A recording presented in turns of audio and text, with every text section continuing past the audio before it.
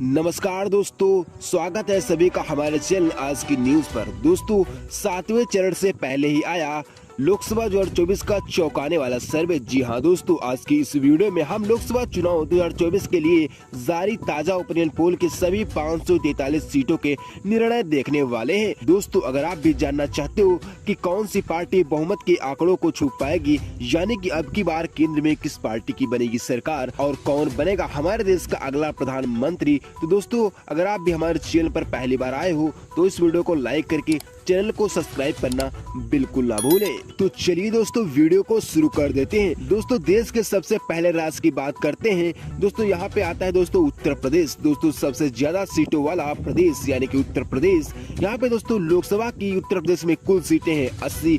यहाँ पे दोस्तों भारतीय जनता पार्टी को मिली है 42 सीटें। अगर बात की जाए कांग्रेस यानी कि महागठबंधन की, यहाँ पे दोस्तों उसको मिली 38 सीटें। अगर दोस्तों यहाँ पे अन्य दल की बात की जाए, यहाँ पे दोस्तों अन्य दल को भी एक सीट नहीं मिली है। वही दोस्तों बात की जाए देश के अगले राज्य की, यहाँ पे दोस्तों हरियाणा आता है। दोस्तों हरियाणा में लोकसभा की कुल सीटें हैं 10। यहाँ पे दोस्तों बीजेपी को मिली है 3 सीटें। वही दोस्तों बात की जाए महागठबंधन की, तो यहाँ पे दोस्तों महागठबंधन को 5 सीटें मिली है। दोस्तों बात की जाए अन्य पार्टी की, दोस्तों यहाँ पे अन्य पार्टी को 2 सीटें मिलती हुई दिखाई दे रही है। वही दोस्तों बात की जाए तमिलनाडु की, यहाँ पे दोस्तों तमिलनाडु में लोकसभा की कुल सीटें 39। यहाँ पे दोस्तों बीजेपी को मिली है यहाँ पे दोस्तों बीजेपी को एक भी सीट नहीं मिली है। कांग्रेस को मिली है 39 सीटें। यहाँ पे दोस्तों अन्य दल को एक भी सीट मिलती हुई नहीं दिखाई दे रही है। वही दोस्तों बात की जाए छत्तीसगढ़ की, यहाँ पे दोस्तों छत्तीसगढ़ में लोकसभा की कुल सीटें हैं 11।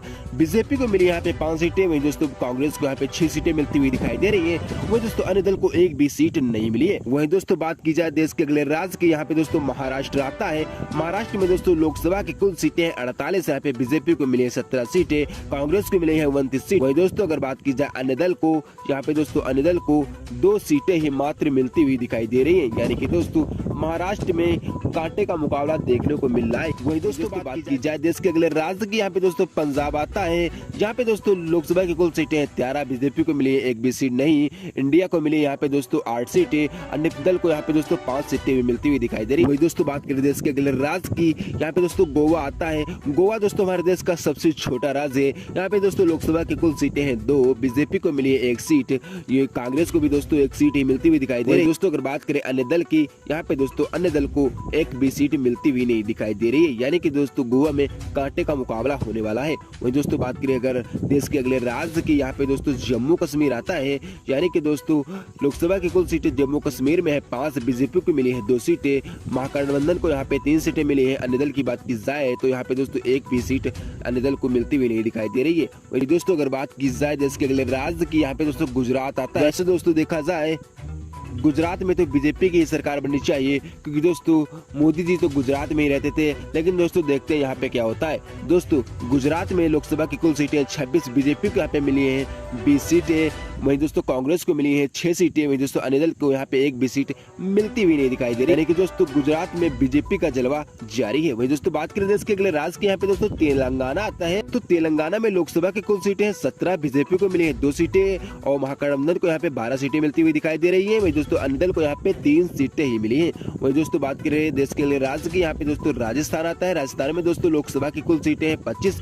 बीजेपी को मिली है 15 सीटें। बात करें महागठबंधन की, यहाँ पे दोस्तों महागठबंधन को मिली है 10 सीटें। वही दोस्तों बात करें अन्य पार्टी की, यहाँ पे दोस्तों अन्य पार्टी को एक भी सीट मिलती हुई नहीं दिखाई दे रही है। वही दोस्तों बात करें देश के अगले राज्य की, यहाँ पे दोस्तों असम आता है। यहाँ पे दोस्तों असम में लोकसभा की कुल सीटें 14। तो बीजेपी को मिली 8 सीटें। वही दोस्तों कांग्रेस को मिली है 4 सीटें। वही दोस्तों बात करें अन्य दल, यहाँ पे दोस्तों अन्य दल को 2 सीटें ही मिलती हुई दिखाई दे रही है। वही दोस्तों बात करें देश के अगले राज्य की, हिमाचल प्रदेश की, यहाँ पे दोस्तों लोकसभा की कुल सीटें 4। बीजेपी को मिली है 2 सीटें। वहीं दोस्तों कांग्रेस को मिली है 2 ही सीटें। वहीं दोस्तों अन्य दल को यहाँ पे एक भी सीट मिलती हुई नहीं दिखाई दे रही है। यानी कि दोस्तों हिमाचल प्रदेश में कांटे का मुकाबला होने वाला है। वहीं दोस्तों बात करें देश के अगले राज्य की, यहाँ पे दोस्तों अरुणाचल प्रदेश आता है। अरुणाचल प्रदेश में दोस्तों लोकसभा की कुल सीटें हैं 2। बीजेपी को मिली 1 सीट। दोस्तों कांग्रेस को यहाँ पे 1 सीट ही मिली है। अन्य पार्टी को एक भी सीट नहीं मिली। यानी कि दोस्तों अरुणाचल प्रदेश में कांटे का मुकाबला होने वाला है। बात करें देश के अगले राज्य की, यानी कि झारखंड की, यहाँ पे दोस्तों लोकसभा की कुल सीटें 14 आती हैं। यहाँ पे बीजेपी यानी कि भारतीय जनता पार्टी को 6 सीटें मिली है। और दोस्तों इंडिया यानी कि महागठबंधन यानी कि दोस्तों कांग्रेस को यहाँ पे 8 सीटें ही मिली है। वही दोस्तों अन्य दल की बात की जाए, यहाँ पे दोस्तों अन्य दल को एक भी सीट मिलती हुई नहीं दिखाई दे रही है। वही दोस्तों बात करें अगर देश के अगले राज्य की, यहाँ पे दोस्तों मेघालय आता है। मेघालय में दोस्तों लोकसभा की कुल सीटें हैं 2। यहाँ पे दोस्तों बीजेपी को 1 सीट मिलती हुई दिखाई दे रही है। तो अगर बात करें इंडिया यानी कि महागठबंधन की, यहाँ पे दोस्तों महागठबंधन को 1 ही सीट मिली है। वही दोस्तों बात करें अन्य दल की, यहाँ पे दोस्तों अन्य दल को 1 भी सीट नहीं मिली है। यानी कि दोस्तों मेघालय में कांटे की टक्कर होने वाली है।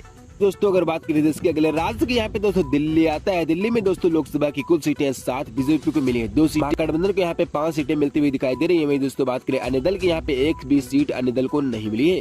वही दोस्तों बात करें देश के अगले राज्य की, यहाँ पे दोस्तों पश्चिम बंगाल आता है। यहाँ पे दोस्तों लोकसभा की कुल सीटें हैं 42, बीजेपी को मिली यहाँ पे 9 सीटें। अगर बात करें कांग्रेस की, तो यहाँ पे दोस्तों कांग्रेस को मिली है 33 सीटें। वही दोस्तों अन्य पार्टी को 1 भी सीट नहीं मिली। यानी कि दोस्तों पश्चिम बंगाल में महागठबंधन की सरकार बनती हुई दिखाई दे रही है। वही दोस्तों बात करें के अगले राज्य की, यहाँ पे दोस्तों केरला आता है। केरला में दोस्तों लोकसभा की कुल सीटें हैं 20। वही दोस्तों बीजेपी को मिली है यहाँ पे 20 सीटें। वही दोस्तों कांग्रेस को यहाँ पे 1 भी सीट नहीं मिली है। वही दोस्तों अन्य दल को भी 1 भी सीट नहीं मिली। यानी कि दोस्तों केरला में भी बीजेपी का जलवा जारी है। वही दोस्तों अगर बात करें देश के अगले राज्य की, यहाँ पे दोस्तों मणिपुर आता है। मणिपुर में दोस्तों लोकसभा की कुल सीटें हैं 2। यहाँ पे दोस्तों बीजेपी को मिली है 1 सीट। वही दोस्तों कांग्रेस को भी 1 सीट यहाँ पे मिलती हुई दिखाई दे रही है। वही दोस्तों अन्य दल को यहाँ 1 भी सीट नहीं मिली है। यानी कि दोस्तों मणिपुर में भी कांटे की टक्कर होने वाली है। वही दोस्तों अगर बात करें देश के अगले राज्य की, यानी कि दोस्तों कर्नाटका की, यहाँ पे दोस्तों कर्नाटका में लोकसभा की कुल सीटें 28। यहाँ पे बीजेपी को दोस्तों मिली है 19 सीटें। वही दोस्तों बात करें महागठबंधन की, तो दोस्तों यहाँ महागठबंधन को मिली है 9 सीटें। वही दोस्तों अगर बात करें अन्य पार्टी की, तो यहाँ पे दोस्तों अन्य पार्टी को 1 भी सीट मिलती हुई नहीं दिखाई दे रही है। वही दोस्तों बात करें देश के अगले राज्य की, यहाँ पे दोस्तों उत्तराखंड आता है। उत्तराखंड में दोस्तों लोकसभा की कुल सीटें 5, बीजेपी को मिली यहाँ पे 4 सीटें। महागठबंधन को यहाँ पे दोस्तों मिली है 1 सीट। वही दोस्तों अन्य पार्टी को यहाँ पे 1 भी सीट मिलती हुई नहीं दिखाई दे रही है।